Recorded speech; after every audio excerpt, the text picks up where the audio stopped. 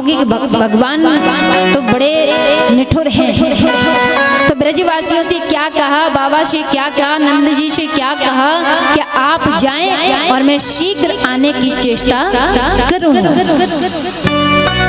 अब बताओ, जिससे आप ज्यादा प्रेम करते हो या आप उसके बिना कभी रहे ना हो और वो आपसे शब्द को कहे तो कैसा लगेगा।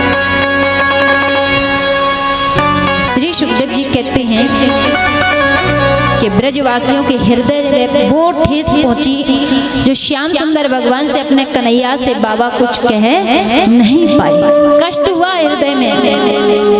इधर भगवान तो मथुरा में रह गए और नंद जी वापस वृंदावन आ जाते हैं। ग्वाल वाल सब वृंदावन आ गए। इधर भगवान का जनेऊ संस्कार हुआ, मुंडन इत्यादि हुआ और भगवान को आज पढ़ने को गुरुकुल में भेज दिया। जब गुरुकुल में भेजा, गुरुकुल में भगवान ने सारी विद्याओं का अध्ययन किया। गुरुकुल में ही सुदामा जी से मित्रता हो गई। गुरुदेव के मरे हुए पुत्र को यमपुरी से ला करके प्रदान किया गुरु माँ और गुरु जी को।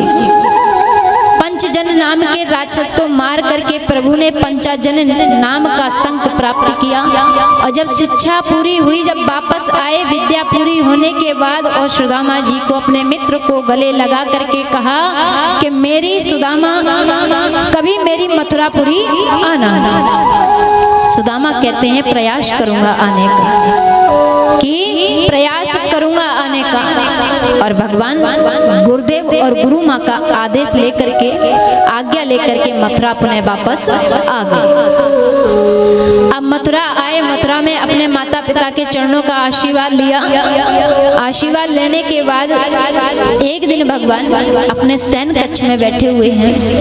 जब शयन कक्ष में बैठे थे तो वहां से यमुना जी का किनारा दिखता था और यमुना जी का किनारा दिख रहा था। यमुना जी के पास में आकर के कुछ ग्वाल वाल गोपियां जल भर करके ले जा रही हैं। अब दूर से इतना दिख तो नहीं रहा, लेकिन वो ब्रज के ग्वाल वाल गोपियां भगवान को दिखी। अब भगवान कहते हैं कि कितने वर्ष हो गए मैंने ब्रज को छोड़े हुए, लेकिन अब तक मैंने मैया यशोदा का मुख नहीं देखा।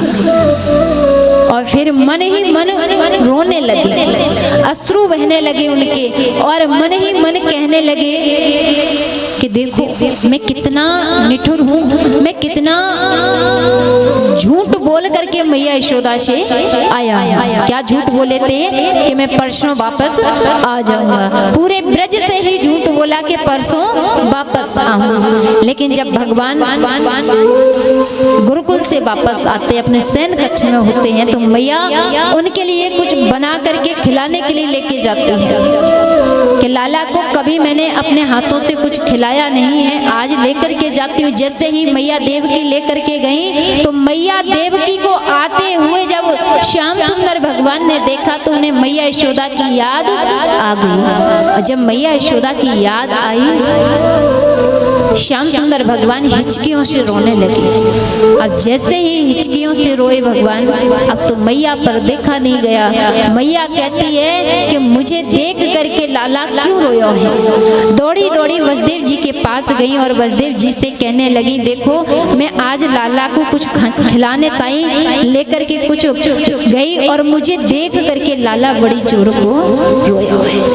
वसुदेव जी कहते हैं, देखो देवी, उसके स्वभाव से तो मैं भी परिचित नहीं हूँ लाला के। लाला को कभी मैंने भी गोद में नहीं खिलाया। इतने में ही यदुवंशियों के मंत्री बृहस्पति जी के शिष्य ज्ञानियों में सबसे श्रेष्ठ उद्धव जी का आना हुआ। जब उद्धव जी का आना हुआ, उद्धव जी से जाकर के कहा कि देखो तुम अभी ही कृष्ण के पास जाओ और जाकर के पूछो कि वो उदास क्यों है, उसको रोना क्यों आ रहा है, वो क्यों रोया है। नंद जी के यहाँ से आया है, गुरुकुल से आया है, तब से बड़ा उदास रहने लगा है। उद्धव जी कहते हैं पिताजी आप चिंता ना करें, मैं जाकर के अभी पूछता हूँ। उद्धव जी भगवान के शयन कक्ष में प्रवेश किए तो देखा श्याम सुंदर भगवान बैठे बैठे अश्रु की धारा चल रही है, रो रही। उद्धव जी ने जाकर के श्याम सुंदर भगवान के चरणों में प्रणाम किया और प्रणाम करके पूछा, हे कृष्ण, हे प्रभु, आप ये बताइए, मैं आपसे व्यक्तिगत रूप से पूछना चाहता हूँ कि आपको मथुरा में कोई कष्ट है, किसी ने कुछ कहा है, मैया देवकी ने कुछ कहा है, किसी ने कुछ कह दिया है क्या जो तुम रो रहे हो, या तुम्हें मथुरा नगरी अच्छी नहीं लग रही, कोई तो बात है। पूछने लगे जब भगवान से, तो भगवान ने उद्धव जी को देख करके और हृदय से लग करके उनकी और जोर जोर से रोना प्रारंभ किया। जब जोर जोर से रोने लगे तब उद्धव जी कहते हैं कि देखो, हे प्रभु आप क्यों रोते हो ये तो बताओ, जब तो मुझे पता चले क्यों रोते हो। तो महाराज भगवान कहते हैं, उद्धव, मैं कितना निठुर हूँ, मैं कितना बेकार हूँ। बोले क्यों? क्यों देखो तो मैंने मैया यशोदा कितनी सरल है, कितनी अच्छी है, और देखो मैंने उसके साथ कितना बड़ा झूठ कहा है। ब्रज के गोपियां कितनी सरल हैं और मैंने उनसे कितना झूठ कह दिया कि परसों वापस आ जाऊं, लेकिन मैं अब तक वापस नहीं गया हूं। एक बात तो बता उद्धव, कि जिस प्रकार मुझे उन ब्रजवासियों की याद आ रही है, मैया यशोदा की याद आ रही है, पूरे ब्रज की याद आ रही है मुझे, क्या वो भी मेरी याद करते होंगे? अब तो उद्धव जी कहते हैं मन ही मन कि बताओ, परमात्मा को उस ब्रज की याद आ रही है, पर ब्रह्म को उस ब्रज की याद आ रही है। भगवान इतने में उद्धव जी से कहने लगे, उद्धव मैंने निर्मल मन वाली माँ से इतना बड़ा झूठ कहा है, एक बार तो मेरा संदेश लेकर के न जा, देख कर आके जिस प्रकार से मुझे मैया यशोदा की, ब्रजवासियों की, गोपियों की, श्री किशोरी जी की याद आती है, उस प्रकार उन्हें भी मेरी याद आती होगी। अब तो वहाँ पर उद्धव जी को थोड़ा अभिमान हो गया। अभिमान किस बात का था? ज्ञान का। उद्धव जी बड़े ज्ञानी थे, ज्ञान के आगे वो प्रेम नहीं समझते थे। भगवान ने कहा कि इन्हें प्रेम समझाना बड़ा जरूरी है। ज्ञान तो इनके अंदर भरपूर है, बड़े ज्ञानी हैं, लेकिन इनके अंदर प्रेम भी जागृत होना चाहिए। अब उद्धव जी से कहने लगे, हे उद्धव एक बार तुम ब्रज जाओ ना। उद्धव जी कहते, प्रभु मैं चला तो जाऊं, लेकिन वो ब्रजवासी क्या समझेंगे? जैसे ही कहा कि ब्रजवासी क्या समझेंगे, भगवान कहते हैं कि कोई नहीं, थोड़ी सरल भाषा में कहने का प्रयास कर लेना। इतने में ही उद्धव जी फिर कहने लगे, महाराज वो तो ग्वारिया हैं, गवार हैं, पढ़े लिखे नहीं है, मेरी भाषा को क्या समझेंगे? भगवान ने फिर कहा मन ही में कि बड़ा अहंकार है ज्ञान का। अरे जिस परमात्मा को उंगली पर नचा दिया हो गोपियों ने, उस ब्रज ने, और उद्धव अनपढ़ कह रहा है, अरे इनको तो कुछ सिखाना है। उद्धव जी से बड़े प्रेम से कहा, हे उद्धव कोई नहीं, वो पढ़े लिखे ब्रजवासी नहीं है, उन्हें कोई ज्ञान नहीं है, लेकिन आप जाकर के एक बार देख कर तो आओ, और आप सरल भाषा में ही कहने का प्रयास करना। उद्धव जी जो हैं बड़े अभिमान में, ज्ञान के अभिमान में रथ सजाया और रथ सजा करके चल दिए। भगवान ने कहा, ठहरो उद्धव, क्योंकि भगवान को मालूम है यदि ये ऐसे गए तो कोई ब्रजवासी इनसे बात तक नहीं करेगा। भगवान ने कहा, ठहरो उद्धव। भगवान के कहने पर उद्धव ठहर गए। भगवान ने अपना मोर मुकुट उद्धव जी के मस्तक पर लगाया, कारी कमरिया दी ओढ़ने को, प्रूफ दिया उन्होंने अपना कि जाओ। उद्धव जी पहुंचे और श्री सुखदेव जी कहते हैं कि जिस दिन से भगवान श्याम सुंदर मेरे प्रभु जिस दिन से ब्रज को छोड़ करके गए, उस दिन से ब्रजवासियों की क्या हालत हुई है, कैसी दशा बन गई है कि जिस दिन से गोविंद गए उस दिन से मैया यशोदा की श्रवण शक्ति समाप्त हो गई है। नेत्रों की ज्योति समाप्त हो गई है। और ब्रजवासियों की क्या हालत है। सूर्य निकलते ही मथुरा के मार्ग पर जाकर के बैठते हैं कि लाला आ रहे हो। अपने सखा की याद में मार्ग पर बैठते हैं। सुबह से शाम हो जाती है, पूरी धूप सखाओं के ऊपर से निकल जाती है। तपती हुई जेठ वैसाख की धूप उन सखाओं के ऊपर से निकल जाती है कि लाला आ रहे हो। आस लिए बैठे हैं और प्रतिदिन का कार्य है। तो सखा ने जाकर के मैया यशोदा से कहा, और मैया यशोदा से कहा कि हे माँ, तेरो लाला बड़ो निठुर है, कि तेरो लाला बड़ो निठुर है गयो। देखो तो मैया कि जा दिन से गयो है ना, ता दिन से मुड़कर देखो भी नहीं। मैया ने जैसे ही सखाओं के मुख से ये बात सुनी कि तेरो लाला निठुर है गयो है, मैया के नेत्र से अश्रु गिरने लगे और सखाओं को समझाने लगी कि क्यों परेशान होते हो, क्यों उसकी याद करते हो, मत करो उसकी याद। अरे जब वो हमारा होता तो हमारे पास रहता, हमारा नहीं था वो। मैया भी रोने लगी। और जब ना कोई बालक छोड़ करके जाता है ना, और वो तो परमात्मा है, और परमात्मा की शरण में कौन रहना नहीं चाहेगा। मैया तो बावरी सी है गई है, मैया तो पागल सी है गई है। जब से श्याम सुंदर छोड़ करके गए हैं, मैया रोने लगी और रो करके सखाओं से कहती है, लाला तुमने जितनों बातें प्रेम कियो ना, इसीलिए तुम्हें छोड़ करके चलो गयो। यदि तुम प्रेम नहीं करते तो शायद छोड़ करके नहीं जाता। तब तक गोपी आकर के मैया यशोदा से फिर कहने लगी, अरे मैया तू भी बावरी है गई, तू काहे को रोवे, तू भी मत। अरे वो लाला हमारो हो तो अगर हमसे इतना प्रेम करता तो कभी छोड़ कर नहीं जाता। उसने दिखावा किया हमारे साथ।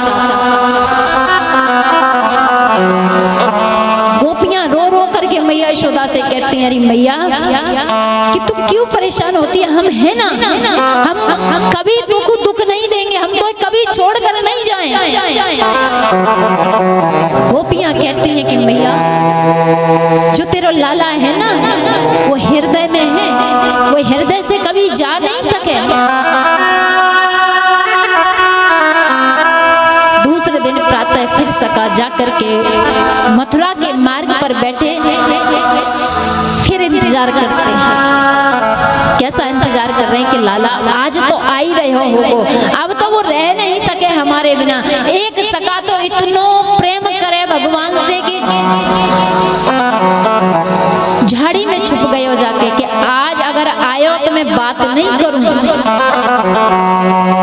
श्री सुखदेव जी कहते हैं, राजन वह सगा इसलिए झाड़ी में जाकर के छुपा कि आज इतने दिन से तो वो लाला कृष्ण ने मुझसे बात नहीं की, मुझसे मिलने नहीं आया और हमें छोड़ के गया। आज ढूंढ तो ही रहे लेकिन मैं वह नहीं मिलूं, ऐसा भाव लेकर के झाड़ी में छुप करके बैठ गया सखा।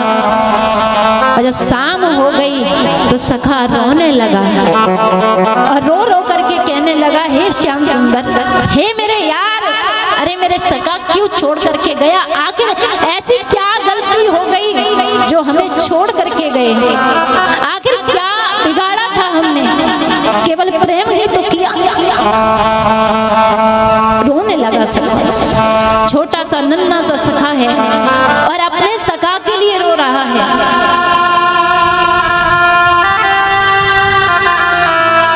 ब्रज के जो सखा थे उन्होंने आकर के छोटे से सखा को हृदय से लगाया और हृदय से लगा करके कहा, क्यों रोता है, अरे आएगा वो हमारे बिना रह नहीं सकता।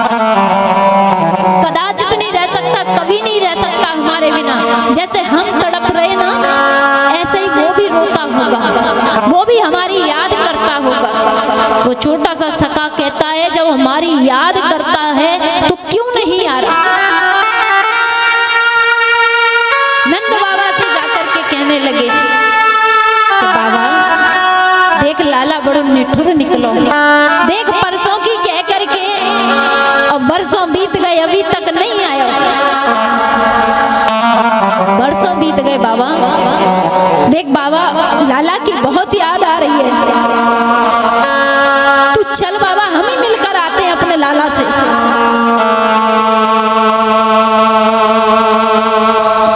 जब भगवान से प्रेम हो जाता है ना तो सत्य कहती है माताएं जीवन व्यर्थ है। और ये प्रेम कब होता है जब हमारे जीवन में विषम से विषम परिस्थिति आती है, तब होता है भगवान से वो प्रेम।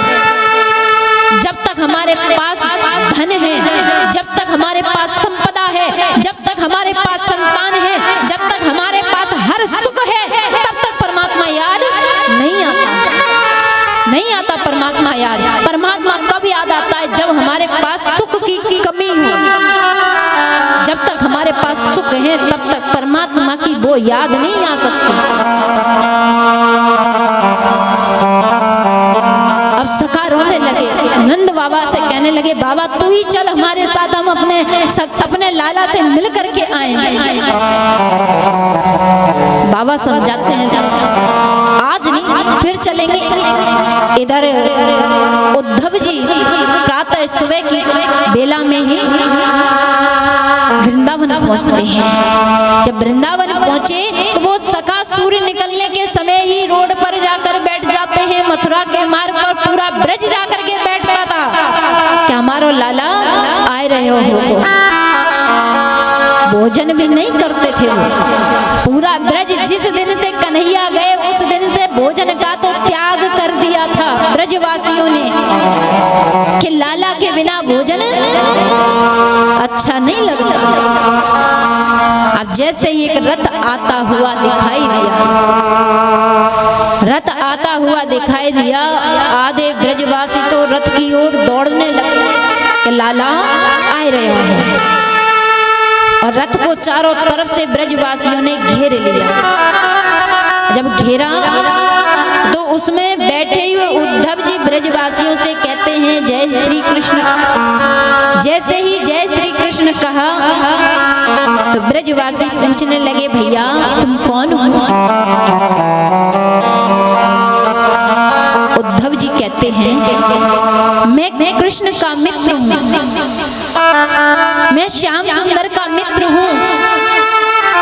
जैसे ही कहा कि श्याम सुंदर का मित्र हूँ, अब तो ब्रजवासी कहते हैं वारे कन्हैया याद ही आई वर्षों के बाद। तुम प्रेम क्या होता है, एक माँ का और एक पुत्र का प्रेम कैसा होता है, एक ब्रजवासियों का प्रेम कन्हैया के लिए कैसा था। अब तो और रोने लगे और कहने लगे अरे लाला अगर या भी क्यों भेज दियो, हम तो ये समझ लेते कि हम हैं ही नहीं इस संसार में, हम मर गए। ऐसे कहने लगे और क्रोध करने लगे, कहने लगे लाला तूने जाई क्यों भेज दियो। अब जो समझदार थे ब्रजवासी वो पूछने लगे उद्धव जी से कि उद्धव एक बात बताओ कि हमारो लाला कैसो है, लाला अच्छो तो है, ठीक तो है, आनंद में तो है। उद्धव जी कहते हैं क्या बताऊं मैं कि जो दशा में वहां देख कर आ रहा हूँ अपने मित्र के पास, अपने प्रभु के पास जो दशा देखकर आया हूँ और वही दशा मुझे आज इस ब्रज में देखने को मिल रही है इन ब्रजवासियों की ओर से। अब वो कहते हैं कि ठीक है। और श्याम सुंदर ने ही संदेश भेजा है कि मेरी माँ से मिलकर आओ, मैया यशोदा से नंद बाबा से मिलकर के आओ। ब्रजवासियों से उद्धव जी पूछने लगे कि ये बताओ मैया यशोदा का महल मैया यशोदा कहाँ मिलेगी, नंद बाबा कहाँ मिलेंगे, कहाँ भेंट होगी मेरी उनसे। ब्रजवासी कहते हैं कि हम नंद मैया और भवन बताना उचित नहीं समझते, हम मैया का भवन बताना उचित नहीं समझते। क्यों नहीं बता सकते? उद्धव जी पूछ रहे हैं। ब्रजवासी कहते हैं अरे उद्धव तो को कहा बताएं, और तू कहा जाने दूसरे की पीड़ा, तू कहा जाने पुत्र वियोग क्या होता है, हम नहीं बताना चाहते। उद्धव जी हाथ जोड़ लिए ब्रजवासियों से, कहने लगे अगर आप उनका स्थान नहीं बताओगे कहाँ मिलेंगे वो, तो मैं कैसे भेंट करूंगा, कैसे मिलूं मैं उनसे? कि जिस दिन से भगवान यहाँ से गए हैं, कन्हैया यहाँ से गए हैं, उस दिन से इनके यहाँ पर भोजन भी नहीं बना है। उद्धव जी से बैठकर मैया बात कर रही है। और जब उद्धव जी से बात करने लगी मैया,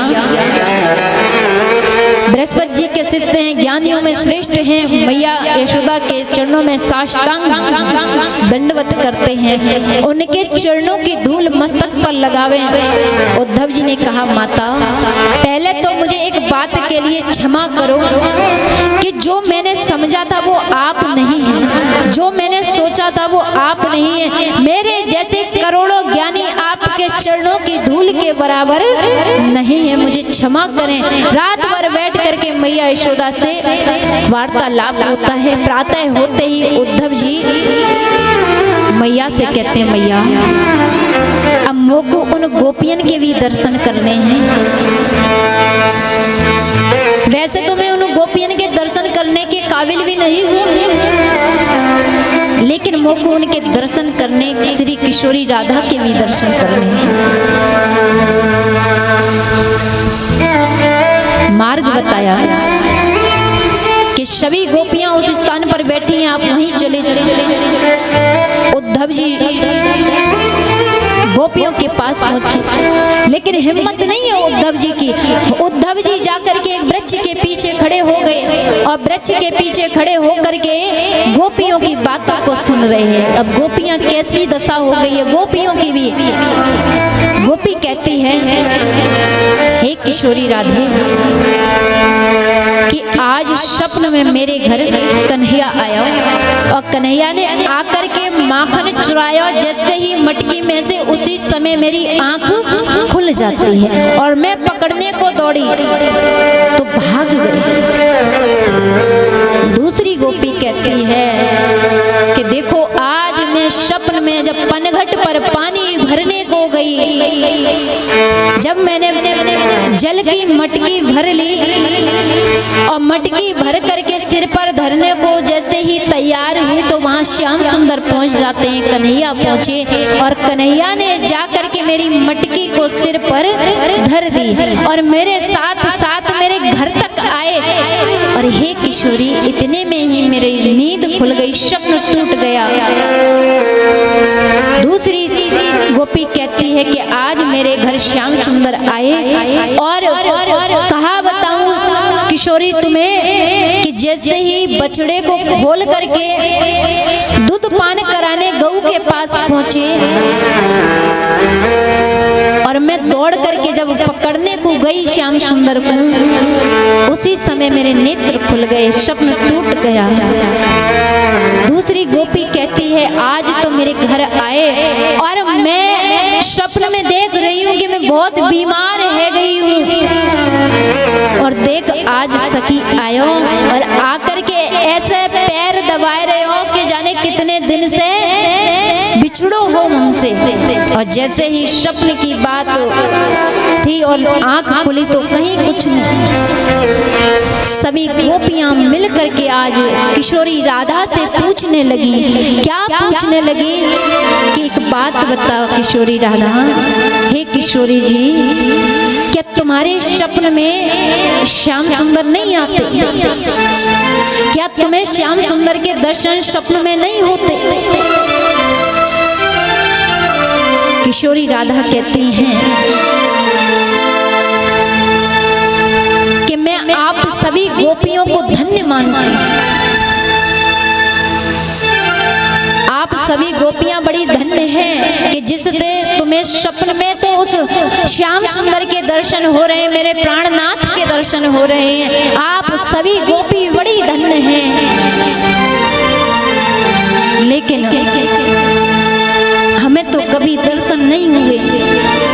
पेड़ के पीछे खड़े होकर के उद्धव जी सुन रहे हैं क्या, जब किशोरी राधा ने कहा कि जा दिन से हमारो श्याम सुंदर हमें छोड़ करके गए हैं, प्राणनाथ हमें छोड़ करके गए हैं, वादिन से वैरी निद्रा भी उनके साथ चली गई है, कि वैरी निद्रा भी उनके साथ चली गई है। अब तो उद्धव जी और ना जी भर के देखा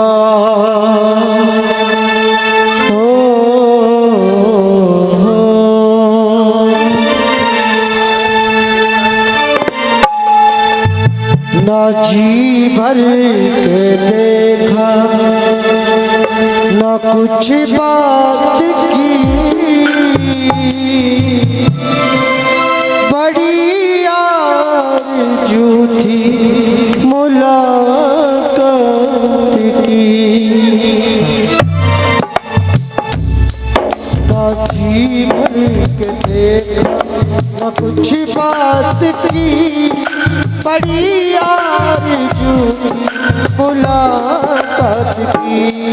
ना जी भर के देखा मुलाकात,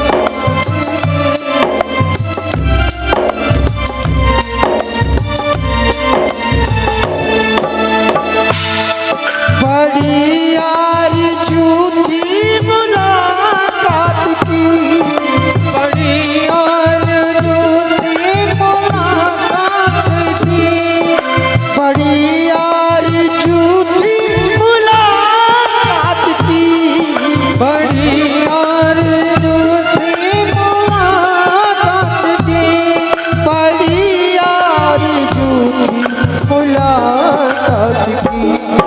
करो दृष्टि अब तो,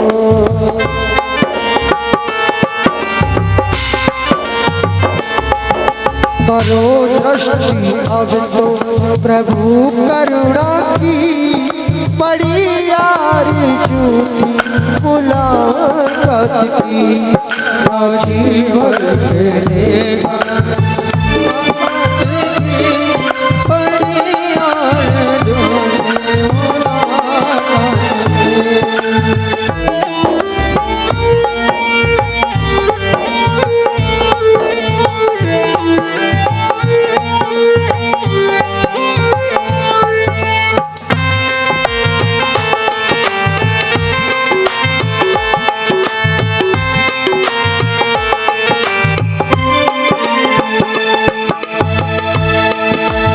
और गोपियां कहने लगी, गए जब से मथुरा वो मोहन मुरारी, गए जब से मथुरा का कृष्ण मुरारी, गए जब से मथुरा वो मोहन मुरारी, गए जब से मथुरा का मोहन मुरारी। सभी गोपियां ब्रज में व्याकुल थी भारी,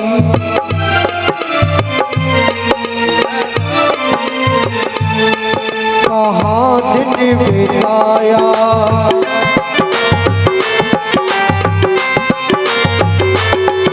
कहाँ दिन बिताया, कहाँ रात की, बड़ी आरज़ू थी मुलाकात की। ना जी भर के देखा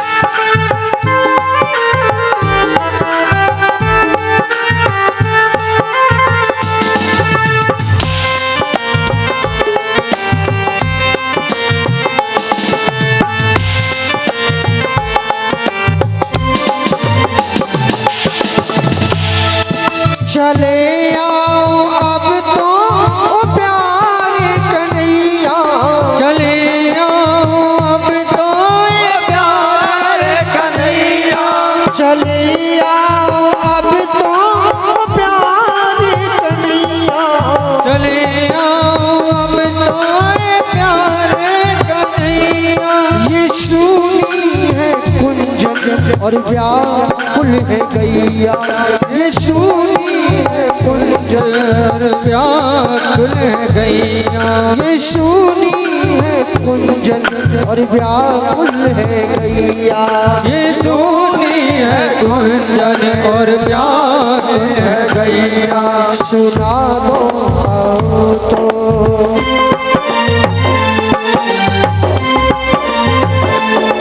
सुना अब तो इनको ये धुन मुरली की बड़ी आरज़ू मुलाकात की, जीवन के देखा बड़ी आरज़ू है मुलाकात की, बड़ी आरज़ू थी मुलाकात की, बड़ी आरज़ू थी मुलाकात की, बड़ी आरज़ू थी मुलाकात की, बड़ी आरज़ू थी मुलाकात की, बड़ी आरज़ू थी मुलाकात की। ना जी भर के देखा ना कुछ बात की, बड़ी आरज़ू थी मुलाकात की, बड़ी आरज़ू थी मुलाकात की, बड़ी आरज़ू थी मुलाकात की। किशोरी राधा बार बार हृदय की भावना को प्रकट करती और कहती हैं कि तुम सब बड़ी धन्य हो जो तुम्हें स्वप्न में कृष्ण के दर्शन हो रहे हैं। अब उद्धव जी विचार करते हैं कि श्याम सुंदर को जाए हुए तो वर्षों बीत गए और वर्षों बीतने के उपरांत इतने दिनों में किशोरी राधा सोई नहीं और इसीलिए इनका जो शरीर है वो लकड़ी की तरह हो गया है। किशोरी राधा कहती हैं कि मेरी वैर निद्रा भी उनके साथ चली गई है। जिस दिन से मेरे प्राण वल्लभ गए हैं उस दिन से मेरी निद्रा भी उनके साथ चली गई है कि जब नींद नहीं आती तो स्वप्न देखूं कहां से। इतने में ही वहां पर एक मोहरा आ जाता है। मोहरा आकर के गोपियों के पास में मड़राने लग जाता है, घूमने लग जाता है। अब गोपी कहने लगी देखो ये भी काला है और ये भी उसी का मित्र है, ये उसी कपटी कृष्ण का मित्र है। अब कहते हैं कि कपटी कृष्ण का मित्र है। मोहरा कहता है कि मेरे प्रभु को कपटी मत कहना। गोपी कहती है वो कपटी है और एक जन्म का नहीं, जन्म जन्मांतर का कपटी है। अब तो भौरे को क्रोध आ गया और कहने लगा मैं कहता हूँ कि ये मत कहो। तब तक दूसरी गोपी हाथ जोड़ करके भौरे से कहने लगी कि ये बातें जा करके श्याम सुंदर से मत कहना, हमारे कन्हैया से मत कहना। यदि इन बातों को सुन करके कन्हैया थोड़े भी दुखित हुए तो हमारे लिए तो मरने के समान हो जाता है। ये बताओ हमारा कन्हैया कैसा है, ये बताओ हमारे श्याम सुंदर कैसे हैं। सारी बातें हुई, मोहरा चला जाता है। इधर पेड़ के पीछे से उद्धव जी आते हैं और आकर के गोपियों के चरणों में गिर जाते हैं और गोपियों को चरणों को प्रणाम करते हैं, वंदन करते हैं और गोपियों से निवेदन करते हैं कि तुमसे केवल में एक निवेदन है कि जिसे तुम अपना प्रीतम मान करके भज रही हो ना, मान रही हो, वो तो परब्रह्म है। मैं कहता हूँ कि आप परब्रह्म का चिंतन कर लो तो जीवन अच्छा हो जाएगा। तो एक गोपी टेढ़ी नजर से उद्धव जी को देखती और जवाब देती है ठीक है बोलते हो आप कि कि मन को पर ब्रह्म में लगाओ, मन को परमात्मा में लगा लो। लेकिन हे उद्धव कि हमारे पास तो एक ही मन है और वो एक ही मन हमारा श्याम सुंदर हमारे कन्हैया लेकर के चलो गए। अब तुम्हारे उस परमात्मा के लिए दूसरा मन कहाँ से लाएं? मन तो एक ही था। उद्धव जी कहते फिर तुम रोती क्यों हो? गोपी कहती है अरे उद्धव, यदि हम कृष्ण को मिलने के लिए रोती तो मथुरा नगरी यहाँ से कोई ज्यादा दूर है? थोड़ी दूर पर तो है। सवेरे जाती और 2 बार अपने लाला से मिल करके वापस आ जाती। लेकिन हमारी भी प्रतिज्ञा है हे उद्धव कि हमें कन्हैया जीवन भर ना मिले, गोविंद जीवन भर ना मिले, हम रोते रोते अपना जीवन उसके लिए निकाल देंगे, परंतु कन्हैया के सिवा किसी और से प्रेम नहीं कर सकेंगे। गोपियां रो रही थी, गोपियों के नेत्रों से आंसू गिर रहे हैं, धारा बह रही है। उस प्रेम की धारा में उद्धव जैसे महाज्ञानी गोता लगाने लगे। जब उद्धव जैसे महाज्ञानी उस प्रेम के अश्रु धारा में गोता लगाने लगे तो 1 वर्ष तक अपने देह का भान भूल गए कि हमारा शरीर कहाँ है, हम कहाँ हैं। 1 वर्ष के बाद जब उन्हें ध्यान आया, प्रेम का वो प्रताप थोड़ा अलग हुआ, ज्ञान आया ऊपर, तो गोपियों के चरणों में अपने आप को पड़े हुए देखते हैं। जब गोपियों के चरणों में पड़े हुए देखा तब गोपियों से कहते हैं और भगवान से प्रार्थना करते हैं। क्या कर रहे हैं उद्धव? प्रार्थना कि हे गोपाल, यदि मानव का शरीर मुझे दो तो इस वृंदावन में देना, यदि पशु भी बनाओ तो वृंदावन में बनाना, यदि घास का तिनका भी बनाओ तो वृंदावन में बनाना, और पेड़ पौधे बनाओ तो वृंदावन में बनाना, ताकि गोपियों के चरणों की धूल हमारे मस्तक पर पड़ती रहे और हमारा जीवन कृतार्थ हो जाए, हमारा जीवन धन्य हो जाए। उद्धव जी ने गोपियों को प्रणाम किया और प्रणाम करने के बाद कहा, देवियों अभी आज का सूर्य अस्त जब होगा, जब तुम्हें स्वयं भगवान स्वयं कन्हैया दर्शन देंगे आकर के, मैं वचन देता हूँ। उद्धव जी वचन दे करके और वहां से सीधे मथुरा नगरी के लिए आते हैं। ऊधो सूधो है चलो, सुन गोपिन के बोल, ज्ञान बजाई डुमडुमी, प्रेम बजायो ढोल। प्रेम के ढोल के सामने ज्ञान की डुमडुमी को कौन सुने? जैसे ही उद्धव जी ने मथुरा में पहुंचे और मथुरा में पहुंच करके गोविंद को चरण छुए, गले लगाया और कन्हैया उद्धव जी से कहने लगे, आओ ज्ञानी जी। जैसे ही कहा आओ ज्ञानी जी, अब तो उद्धव जी कहते हैं, क्यों जले पे नमक छिड़क रहे हो? अरे तुम तो बड़े निठुर हो, तुम क्या जानो, तुम क्या जानो प्रेम क्या होता है? अरे तुम क्या जानो वे गोपियों के प्रेम को, तुम क्या जानो मैया यशोदा के प्रेम को, तुम क्या जानो उस नंद बाबा के प्रेम को? अरे प्रभु तुम कुछ नहीं जानते, तुम बड़े निठुर हो। उद्धव जी कहते हैं कि मैं जानता हूं, और जिस मित्र को भेजा है मिलने के लिए, अब दीप से प्रेम करते हो ना, जब वो छोड़ करके जाता है, जब वो इस दुनिया से जाता है, या वो हमेशा के लिए आपको छोड़कर चला जाए या आपसे दूर जा करके रहने लगे, तब कष्ट होता है कि हमारा अपना छोड़ करके चला गया है। तो कहते भी है ना, किसी के दिल की मायूसी जहां से हो के गुजरी है, किसी के दिल की मायूसी जहां से हो के गुजरी है, हमारी सारी चालाकी वहां पे खो के गुजरी है, हमारी सारी चालाकी हो के गुजरी है, तुम्हारी और हमारी रात में बस फर्क है इतना,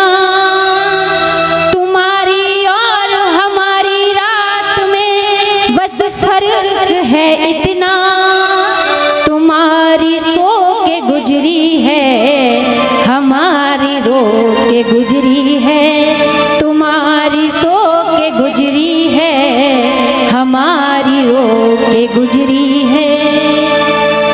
कि जब प्रेम परमात्मा से होता है तो वह व्यक्ति रात दिन परमात्मा से मिलने के लिए जगता रहता है, और जिससे प्रेम परमात्मा से नहीं होता है, सांसारिक लोगों से प्रेम होता है, तो वो आराम से बिंदास होकर के सोता है।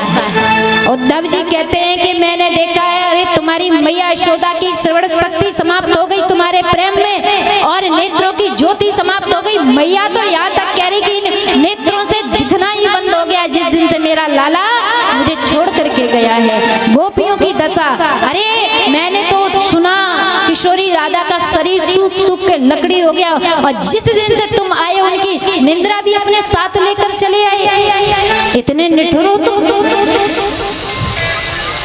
भगवान को उद्धव जी सुना रहे हैं। भगवान ने देखा कि इन्होंने गोपियों के प्रेम को, मैया यशोदा के प्रेम को और पूरे ब्रज के प्रेम को पहचान लिया है। उद्धव जी से भगवान कहते हैं कि हे उद्धव, तुम बड़े ज्ञानी थे, और ज्ञान तो तुम्हारे अंदर कूट कूट के भरा हुआ था, लेकिन प्रेम नहीं था, इसीलिए ये प्रेम भरना जरूरी था।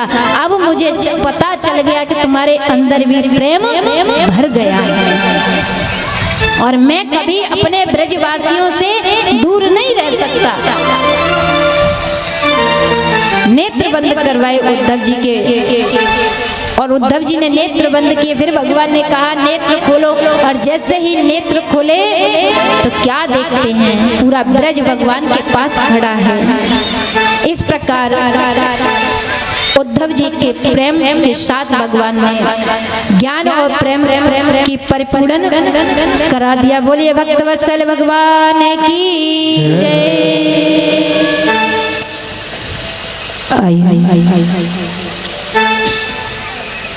रुदन कर रही थी।